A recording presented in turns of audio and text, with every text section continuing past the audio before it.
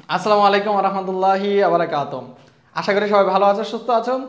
400 MCQ সলভের ধারাবাহিকতায় আজকে আমরা 11 নম্বর এমসিকিউটা নিয়ে হাজির হয়েছি। দেখো, the government has introduced, government ঘোষণা করেছে। কি ঘোষণা করেছে? ট্যাক্স ঘোষণা করেছে।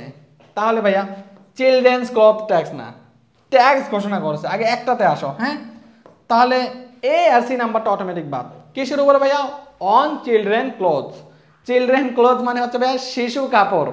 শিশু কাপড় নামে কিছু আছে না।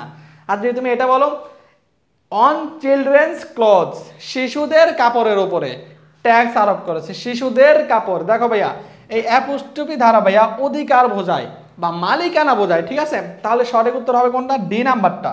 তারপরে দেখি আমরা, এটা হবে না, ডি নাম্বারটা হবে। ওকে, তারপরে দেখতেছি আমরা 12 নাম্বারে ভাইয়া, give my dash to him. এখন আসো ভাইয়া, give my dash to him. তুমি বলতে পারো না এরকম, আমার শুভেচ্ছা জানাও তাকে? বলো কি না? বলো, আমার শুভেচ্ছা জানাও বা আমার পক্ষ থেকে অভিনন্দন জানাও। এই অর্থ ভাইয়া গিভ মাই কমপ্লিমেন্টস হবে, only compliments, not one compliments, best compliments, hardiest compliments. কি হবে? অনলি হবে ভাইয়া কমপ্লিমেন্টস। ওকে, বিসিএস এ আসছে, 12তম বিসিএস এ প্রশ্নটা খুবই গুরুত্বপূর্ণ, এই কারণে রাখা হয়েছে। তারপর আমরা দেখতেছি ভাইয়া 13 নাম্বার কি বলছে? Choose the correct verb from, সঠিক ভার্বের ফর্ম কোনটা? দেখো ভাইয়া এইখানে অফ দেখতে পাচ্ছি আমরা, ঠিক আছে। অফ থেকে নিয়ে, এই অফ হচ্ছে একটা প্রিপোজিশন, প্রিপোজিশন থেকে নিয়ে ভার্বের আগ পর্যন্ত অংশকে বলা হয় প্রিপোজিশনাল ফ্রেজ। এই প্রিপোজিশনাল ফ্রেজ,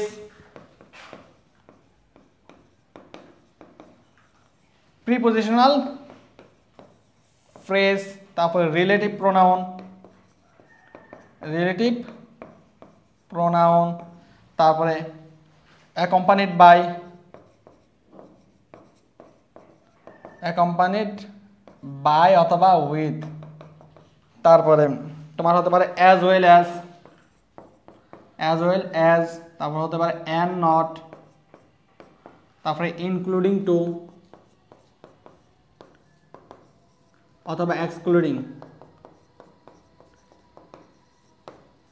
হ্যাঁ, এই শব্দগুলো যদি তুমি দেখতে পারো কোনো সেন্টেন্সের মধ্যে, তাহলে এদের পূর্বের সাবজেক্ট অনুযায়ী ভার্ব হবে। এদের কি ভাইয়া? পূর্বের সাবজেক্ট আছে না, এই পূর্বের সাবজেক্ট, এই পূর্বের সাবজেক্ট অনুযায়ী ভার্ব বসবে। কি বসবে? ভার্ব বসবে। তাহলে আমরা দেখতে পাচ্ছি ভাইয়া প্রিপোজিশনাল ফ্রেজ। প্রিপোজিশনাল ফ্রেজ কি? প্রিপোজিশন থেকে নিয়ে ভার্বের আগ পর্যন্ত অংশ, এটাকে বলা হয় প্রিপোজিশনাল ফ্রেজ। এদের পূর্বের সাবজেক্ট যদি সিঙ্গুলার হয়, ভার্ব সিঙ্গুলার হবে। এদের পূর্বের সাবজেক্ট যদি প্লুরাল হয়, ভার্বটাও তোমার প্লুরাল হবে। তাহলে দেখো তো ভাইয়া, দা থিকনেস, থিকনেস অবশ্যই অবশ্যই সিঙ্গুলার। তাহলে আমার কি লাগবে ভাইয়া? সিঙ্গুলার ভার্ব লাগবে। ভাইয়া ভার্বের সাথে অ্যাজ বাই এস থাকে মানে হচ্ছে সিঙ্গুলার। আছে কোন জায়গায়? এই জায়গায়। তাহলে বাকিগুলা ফাও, এটা সঠিক উত্তর। ওকে, তাহলে ডি নাম্বারটা উত্তর হবে আমাদের। কোনটা হবে? ডি নাম্বারটা উত্তর হবে। তারপর আমরা দেখতেছি ভাইয়ারা আপনারা 14 নাম্বারে, find out the correct sentence, সঠিক বাক্য কোনটি? Do you know where does he live? এখানে 4টা সেন্টেন্স, 4 ধরনের। দেখো, he has gone for a walk হতে পারে, তারপরে they will arrive by the by. By the by কি আবার? হ্যাঁ, এটা অটোমেটিক কাটা, ঠিক আছে। বাই দ্য বাস বলতে পারতো, বাই দ্য লঞ্চ বলতে পারতো, বাই দ্য এয়ার বলতে পারতো, প্লেন বলতে পারতো। ওকে, দেখো ভাইয়া হি সল্ড অল হিজ ফার্নিচার্স। ভাইয়া ফার্নিচার একটা আনকাউন্টেবল নাউন, হ্যাঁ, এর সাথে কোনোদিন আর্টিকেল বসে না, অ্যাজ বা ইয়েস ফ্রম বসে না, ঠিক আছে। ফার্নিচার একটা আনকাউন্টেবল নাউন, এর সাথে কোনোদিন অ্যাজ বা ইয়েস বসবে না। তাহলে সি ডি অটোমেটিক কাটা। এই নাম্বার কি বলছে? দেখো ভাইয়া, ডু ইউ নো, এরপরে ডাব্লিউএইচ ওয়ার্ড আছে। ভাইয়া ডাব্লিউএইচ ওয়ার্ড যদি মাঝখানে দেখতে পাও, ডাব্লিউএইচ ওয়ার্ড যদি মাঝখানে দেখতে পারো, ডাব্লিউএইচ ওয়ার্ড মাঝখানে দেখলে সেটা হয়ে যাবে এমবেডেড কোয়েশ্চেন। কেমন question? Embedded question. WH word কোথায় থাকবে ভাইয়া? মাঝখানে, বাক্যের মাঝখানে, শুরুতে না। বাক্যের মাঝখানে থাকলে সেটাকে আমরা বলি এমবেডেড কোয়েশ্চেন। এমবেডেড কোয়েশ্চেনের পরে ভাইয়া তোমার এই স্ট্রাকচারটা ফলো হবে, subject plus verb, subject plus verb. তাহলে আগে সাবজেক্ট তারপর ভার্ব। দেখো ভাইয়া মাঝখানে আছে, তারপরে আমার লাগবে কি? হি লাগবে, তারপরে ভার্ব লাগবে, হি প্লাস ভার্ব লাগবে। তাহলে তুমি বলো ভাইয়া, ভার্ব আগে দিছে, কত বড় পাপ করছে না?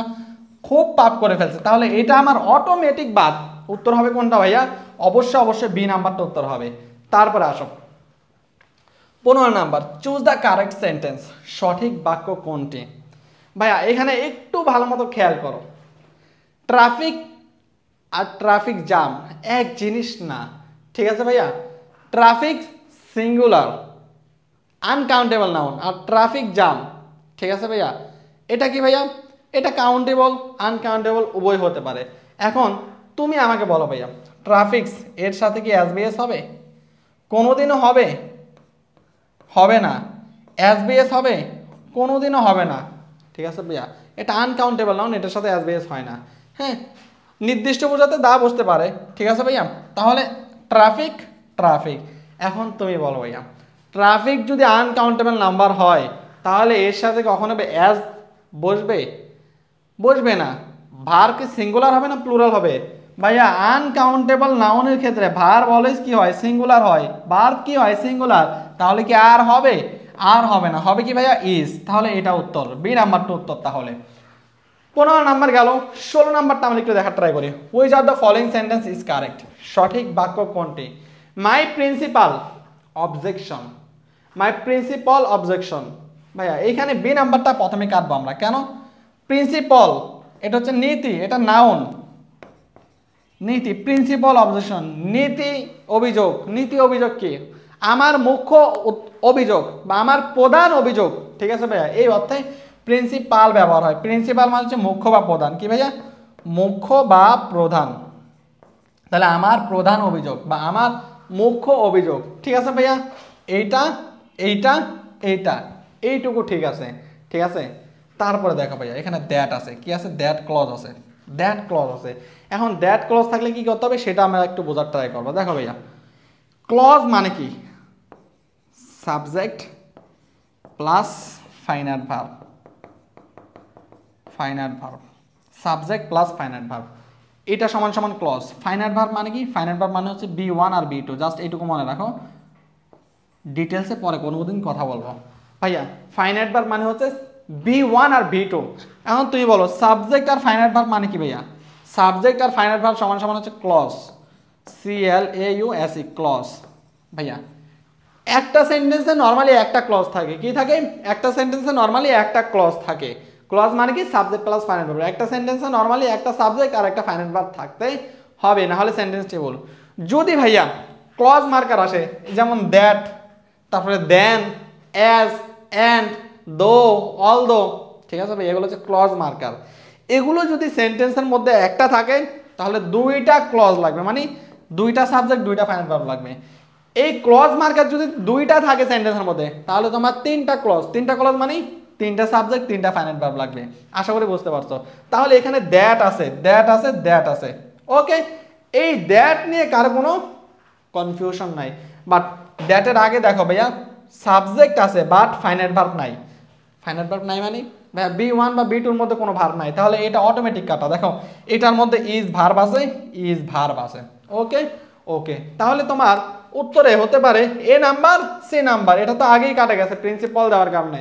তাহলে এখন কোনটা হবে? সাবজেক্ট প্লাস ফাইনাইট ভার্ব আছে, দ্যাটের পরে ভাইয়া subject plus finite verb, subject plus finite verb. এখন তুমি কোনটা দিবা ভাইয়া? দ্যাটের আগে একটু খেয়াল করো তো, দ্যাটের আগে কি বলছে? দ্যাটের আগে ভাইয়া প্রেজেন্ট টেন্সে আছে, ইজ ব্যবহার করছে। প্রেজেন্ট টেন্সে আছে, ইজ ব্যবহার করছে। তাহলে দ্যাটের পরেও কি হবে? প্রেজেন্ট টেন্সে হবে। তাহলে ভাইয়া অ্যাম টায়ার্ড প্রেজেন্ট টেন্স, এটা উত্তর। আশা করি বুঝতে পারছো। 17 নাম্বারে কি বলছে আমরা একটু দেখার ট্রাই করবো। চুজ দ্য কারেক্ট সেন্টেন্স, সঠিক বাক্য কোনটি? হি ডিসকাসড অ্যাবাউট দ্য ম্যাটার। ভাইয়া কোনো বিষয় সম্পর্কে আলোচনা করতে গেলে অ্যাবাউট বসে না। ডিসকাসের সাথে অ্যাবাউট দিলে রিডান্ডেন্সি প্রবলেম। কি প্রবলেম? রিডান্ডেন্সি বা বাহুল্য দোষ। তাহলে ডিসকাসের সাথে অ্যাবাউট বসবে না। হি ডিসকাসড দ্য ম্যাটার এরকম হবে। ওকে, হি নোজ টু সুইম, সে সাঁতার কাটতে জানে। এই অর্থে নোজ টু হয় না ভাইয়া, এরকম হয় জিনিসটা। He knows how to swim. হ্যাঁ, হাউ টু সুইম এরকম হবে বাক্যটা। দেখো ভাইয়া সে কিছু একটা পারে, সে অর্থে কি বলবে ভাইয়া? Know how to. কিছু পারা অর্থে ভাইয়া নো হাউ টু ব্যবহার হয়। আর subject third person singular number হওয়ার কারণে ভার্বের সাথে এসবিএস হয়েছে। এখন আসো, নো হাউ টু সুইম মানে সে সাঁতার কাটতে জানে। নো হাউ টু রিড, সে বই পড়তে জানে। নো হাউ টু কুক, সে কি করতে পারে ভাইয়া, রান্না করতে পারে। নো হাউ টু স্টাডি, সে পড়াশোনা করতে জানে। তাহলে ভাইয়া নো হাউ টু, কোনো কিছু জানা হতে নো হাউ টু ব্যবহার হয়, নো টু ব্যবহার হয় না, ঠিক আছে ভাইয়া? তাহলে এটাও বাদ। তারপরে দেখো ভাইয়া, হি সেজ মি এ ফুল। এই সেন্টেন্সটা এখানে তোমাকে একটু বুঝতে হবে। হ্যাঁ, এখানে দেখো তো ভাই, হি সেজ মি, সে আমাকে পাগল বলে সম্বোধন করছে, সে আমাকে বোকা বলে সম্বোধন করছে, যাই সম্বোধন করুক না কেন। এখন তুমি বলো, ফ্যাক্টেটিভ ভার্ব নামে একটা ভার্ব আছে, হ্যাঁ, এর মধ্যে একটা ভার্ব হচ্ছে কল। কি ভাইয়া? কল। সেজ মি না দিয়ে কলস মি দিলে ভালো হয়। দেখো ভাইয়া, সে আমাকে ডেকেছে, কাকে ডেকেছে? আমাকে ডেকেছে। কি হিসাবে ডেকেছে? ফুল হিসাবে ডেকেছে। কি হিসাবে ভাইয়া? ফুল হিসাবে। তাহলে সাবজেক্ট ভার্ব অবজেক্ট, এই অবজেক্টকে আবার বর্ণনা করতেছে এটা। হি সেজ মি, সে আমাকে বলেছে এ ফুল, একটা বোকা। তাহলে বোকাকে? মি। বোকাকে? মি। তাহলে এই ক্ষেত্রে ভাইয়া সাবজেক্ট, এরপরে ফ্যাক্টিটিভ ভার্ব বসবে, কলস বসবে। কি বসবে? কলস। ফ্যাক্টিটিভ ভার্ব বসবে, ফ্যাক্টিটিভ ভার্ব বসবে, ঠিক আছে ভাই? এইরকম যদি তুমি পাও সাবজেক্ট ভার্ব অবজেক্ট এবং অবজেক্টের একটা কমপ্লিমেন্ট যদি পাও, তুমি এই ক্ষেত্রে ফ্যাক্টিটিভ ভার্ব ব্যবহার করবা। তুমি গুগলে সার্চ দিবা লিস্ট অফ ফ্যাক্টিটিভ ভার্ব, অনেক কিছু পেয়ে যাবা, ঠিক আছে ভাইয়া? অনেক কিছু পেয়ে যাবা ইনশাল্লাহ। ফ্যাক্টিটিভ ভার্বটা তোমরা একটু দেখবা, ঠিক আছে? তাহলে ভাইয়া এখানে সেজ ব্যবহার করতে পারবা না তুমি, কারণ এটা ফ্যাক্টিটিভ ভার্ব না, ফ্যাক্টিটিভ ভার্ব হচ্ছে কল, ঠিক আছে? তাহলে তুমি ব্যবহার করবা এখানে হি কলস মি এ ফুল, সে আমাকে পাগল বলে সম্বোধন করেছে। ওকে, তারপরে দেখো ভাইয়া, তাহলে এটাও ভুল আমার, এটা তাহলে অটোমেটিক উত্তর 3টা কাটে গেলে। হি শোক হ্যান্ডস উইথ মি, সে আমার সাথে হ্যান্ডশেক করেছে, ঠিক আছে? এটা 100-100 সঠিক, বাকি 3টা ভুল। তারপরে আসো 18 নাম্বারে আমাকে কি বলছে? চুজ দ্য কারেক্ট সেন্টেন্স, সঠিক বাক্যটি খুঁজে বের করো। ওকে, সঠিক বাক্যটি খুঁজে বের করব, বাট সঠিক বাক্যটি খুঁজে বের করার আগে তোমাকে আমি একটু শিখাই। আনলেস এবং আনটিল, আনলেস এবং আনটিল নিজেরাই নেগেটিভ শব্দ, নিজেরাই নেগেটিভ শব্দ। এদের পরে কেমন শব্দ এগুলো? নেগেটিভ শব্দ। এই এদের পরে কোনোদিনও নট বসবে না, আমি কিন্তু পরে বলছি, এদের পরে কোনোদিনও নট বসবে না, এদের পরে কোনোদিনও নট বসবে না, এদের পরে কোনোদিনও নট বসবে না। দেখো ভাইয়া, আনলেস ব্যবহার করছে। কি ভাইয়া? আনলেস ব্যবহার করছে, unless you don't work hard দিয়ে ফেলছে। কিচ্ছু করার নাই, আমারও কিচ্ছু করার নাই, তোমারও কিচ্ছু করার নাই। তারপর দেখো ভাইয়া, unless you will not work hard, তারপর দেখো আনলেস ইউ ওয়ার্ক হার্ড, তারপর দেখো ভাইয়া unless you will work hard you will fail. ভাইয়া দেখো তো এখানে কি ব্যবহার করছে? ডোন্ট ব্যবহার করছে। উইল নট ভাইয়া আনলেসের ক্ষেত্রে এরপরে কি নেগেটিভ কোনো কিছু ব্যবহার করতে পারবেন না, তাহলে এও বাদ বিও বাদ, ঝামেলা শেষ। তারপরে দেখো আনলেস, আনলেস তারপর কি বলছেন? You work hard, you work hard you will work hard. তাহলে একটা প্রেজেন্টে আছে, একটা ফিউচারে আছে। এখন তোমাকে আমি প্রশ্ন করবো, আনলেস মানে কি? আনলেস মানে হচ্ছে যদি না, যদি না। ভাইয়া আমরা পড়ছি না যদি দ্বারা ইফ বোঝায়, যদি দ্বারা কি বোঝায়? ইফ বোঝায়। ইফ মানে কি ভাইয়া? কন্ডিশনাল। ইফ মানে কি? কন্ডিশনাল।